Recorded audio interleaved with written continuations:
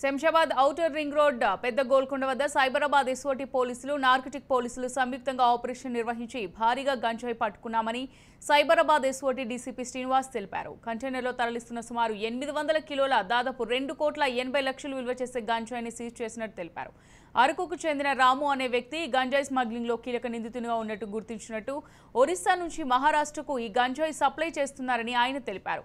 ప్రధాన నిందితుడు రాముతో పాటు సురేష్ అనే వ్యక్తి పరారీలో ఉన్నట్లు నిందితులపై అనుమానంతో 15 నుంచి 25 రోజుల వరకు ఈ కేసుపై వర్కౌట్ చేస్తామని వెల్లడించారు. గాంజాయి పట్టుకోవడం జరిగింది. శంషాబాద్ పరిధిలో ఓఆర్ఆర్ సర్వీస్ రోడ్ దగ్గర 800 కిలోలు ఒరిస్సా నుంచి మహారాష్ట్రకు తరలిస్తున్నటువంటి కంటైనర్. ఇప్పటివరకు కంటైనర్ల ట్రాన్స్పోర్ట్ చేసింది మనకు ఫస్ట్ టైం దొరుకుతూ ఉంది. సో అది దీని విలువ వచ్చేసి 2,81,05,000 విలువ గల గంజాయి అన్నమాట.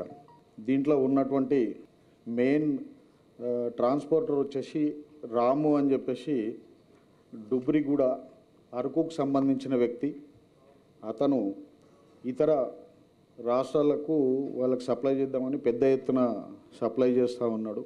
మళ్ళీ తర్వాత ఇతని సోమనాథ్ కారా అని చెప్పేసి ఈయన assistant commission agent come transporter.